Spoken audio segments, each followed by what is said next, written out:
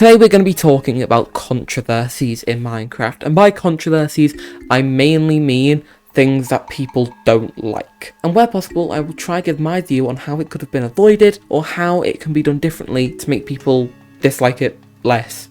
You see what I mean? So let's start this video, because so far all I've done is try to replicate my intro music with camels.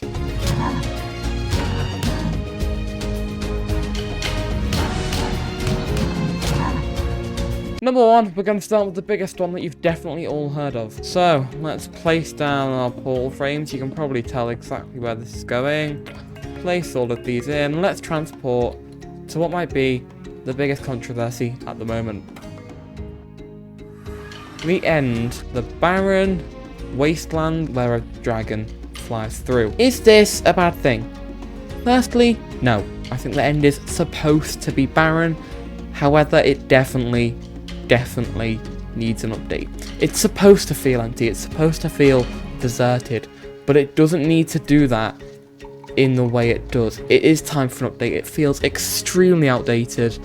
However, I do believe they are working on something. I just believe that they're taking the time to hopefully try and get it right.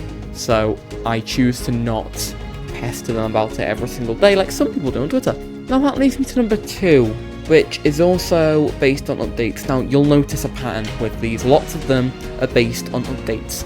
However, if we look at how updates used to work, they used to work on an annual basis. So we'd get one every year. Now, they work extremely differently. Instead of getting one big update with lots of content packed in, we get 4 small ones every year. So it's 4 in total. And on screen now is a chart of how that would have worked last year, along with, obviously, it's no longer called 1.21.12, it'll be 26.1, 26 being for 2026, 1 being for the first drop of the year. That'll make sense to me. However, what doesn't make sense to me, how are they going to do big updates like this? If they're committed to doing 4 small game drops, as they're called, instead of updates, how is that gonna work? Because that's all well and good until you realise that it means that you can't really get big updates anymore because they won't have time to work on them, and they don't really fit the 4 small updates that they are going for. So how are they going to manage to deliver when they eventually will need to an end update? They won't be able to keep just updating it in small ways. They will at some point have to do a big update. But how are they going to do that? Now, in my opinion, this can very easily be fixed. All they need to do is come out and tell us how we're going to do it. Because at the moment, I'm very much anti-game drop for that exact reason. I like when they have the big updates. For example, an end update. How are they going to put an end update into 4 small ones? The hype will just be gone. So, can we have some communication, guys? Is it that hard? That leads me to another controversy, number 3. And if you cast your mind back to, I think it was around 2021, I want to say. Don't stick to my word on that. They were trying to introduce the Caves and Cliffs update. Now, this introduced lots of things, like the new deep slate, higher and lower world generation, new blocks, new mobs, new mountains, lots of really cool things that everyone is excited for. However, it didn't really work. They started off by saying they're splitting it into 2 updates, being one which will have all the new blocks, and the other which will have all the new terrain. Well, they also said they're pushing back archaeology to an unknown date, and they're also not doing the Warden in this, and Deep Dark in this update. So then it came to 1.19, where they then added the Warden and the Deep Dark and the Ancient City, which is brilliant, by the way. I mean, they did a fantastic job on it. However, it then meant that the update got split into 3 different chunks. Then in 1.20, they added archaeology, meaning the update essentially got split into 4 different points. So one update, which is promised, ended up being 4 updates. It was very disappointing. It also meant that the hype for some things like archaeology kind of sort of died off a bit because they were promised years ago, but they only just got added, you know what I mean? So how do they fix this? Don't owe the promise at Minecraft Live. Something which they don't do now at all. If anything, they underpromise, which is probably the correct way to go. However, yeah, don't overpromise things that you can't achieve. Now I've just given you 3 all based on updates. Let's move away from updates for a minute and let's take a look at Microsoft. Yeah, you know those guys, right? You know, big corporation wants to steal all your data apparently. Them. Anyway, there's a few related to them and we need to go through them. Number 1, account migration. Now this feels like it was really recent. However, this was like, what, 5 years ago? Jesus Christ, it was nearly 5 years ago. It was during, like, just after lockdown, maybe in it. I can't remember. Somewhere around then. Where Microsoft made us change all of our Mojang accounts into Microsoft accounts. Now, this, I think, was wrong. I don't think this was good. I personally, myself, was negatively affected from this. I lost one of my accounts. I had to buy a new account because I couldn't get into it to do the migration. And by the time I did, the time had ended and they wouldn't let me do it anymore. So I wasn't a fan of the account migration. I really was not. If they wanted to do Microsoft accounts, what I personally would have done to avoid this is just make it so when you sign up for a Minecraft account, you have to use Microsoft. However, if you have a pre-existing Mojang account, you're fine.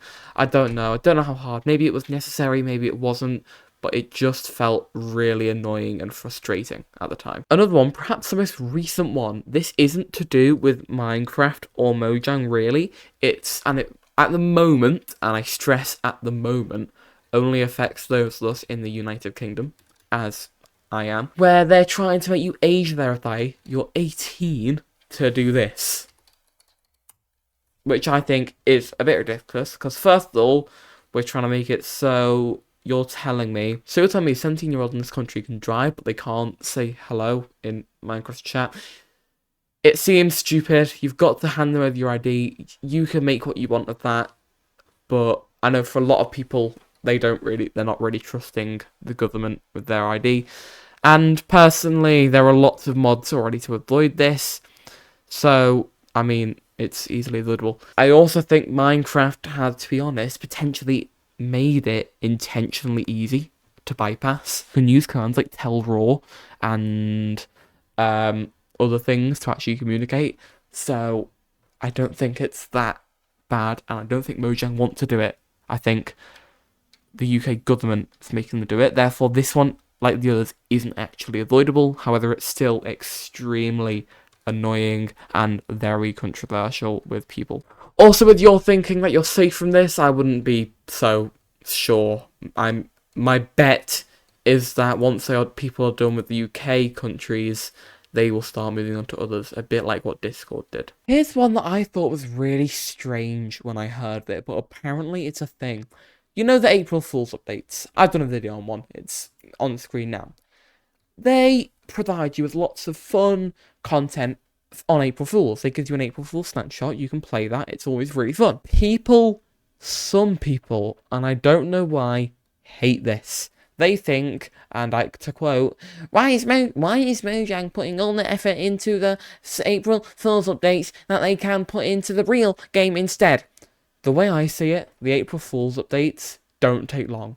They seem like a mod, basically. They seem like really quick, haha, this is funny, we don't need to go over it, we don't need to patch anything, just release it, it's funny. People seem to think that the April Fool's updates are taking away from the actual game. I don't think they are, but to avoid this, well, they've already done everything they can to avoid it, in my opinion, because what they've done is often April Fool's snapshots are used to test whether or not things should make into a game. For example, the coal block was never going to be a thing until it was featured in an April Fool's update, I think.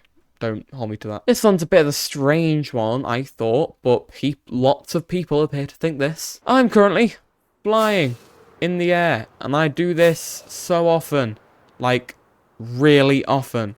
I've logged onto the Centurion SMP server, and I'm going to show you what I mean. Let's first of all look how much players like me need to fly. So, to get from here to the shopping district, I fly. Look at how much distance I would have to walk and boat to get over here versus how quickly it is to fly. For example, I'm already here. If I want to go from here to my base, I can fly through the nether. If flying with an elytra did not exist, I would not be able to get out my Centurion episodes as quickly as I do. They'd take so much longer because I'd have to fly. Because I have to walk everywhere. The nearest, my base, as you can see, is built out of concrete. Concrete is made of sand and gravel. The nearest desert is over 2,000 blocks away. Now, lots of people think that this is too fast, and it kind of defeats the point of walking and using things like horses. Which I have to say, yeah, I agree, it does defeat the point. However, I don't think that's a bad thing. Horses are brilliant. I use them so often at the start of SMPs. Paths, brilliant. I use them so often at the start of SMPs. However, if I didn't have the Elytra, everything would just be to a so much lower scale. I mean, I even use the Elytra when building, just to get off cliffs without having to pillar up and then destroy that pillar afterwards. This next one doesn't get mentioned very often, however, it is still very much there. Let's hop into the end again. This is where the... This is where the big boy himself, the Ender Dragon, lives. The Ender Dragon lives here. He is one of the 2 bosses that you need to kill to actually gain something. If you kill the Ender Dragon, you get to the Outer End Islands. If you kill the Wither, you get another star. The Wither and the Ender Dragon are the 2 important ones. This is not liked by many people, as they feel there's not enough bosses for you to fight. Now, the one thing I think needs to be accounted for here is I agree, there isn't. There should be a few more bosses. Imagine if you had to beat a boss to get something that was vital, that you absolutely need into the game. Wouldn't work. This game has so many different types of players. Quite a lot of them, will never go to the end. They just don't want to beat the boss. They don't want to beat the dragon, so that's fine. That's how they play the game. This game has so many different playstyles they have to account for, which is one of the things why I think Mojang takes their sweet time. Now, this one kind of links back to one that I talked about earlier. However, there seems to be something going around that everyone thinks Mojang is very lazy. Is that true? No. Do they put out much less than other games? Yes. Is that an issue? No.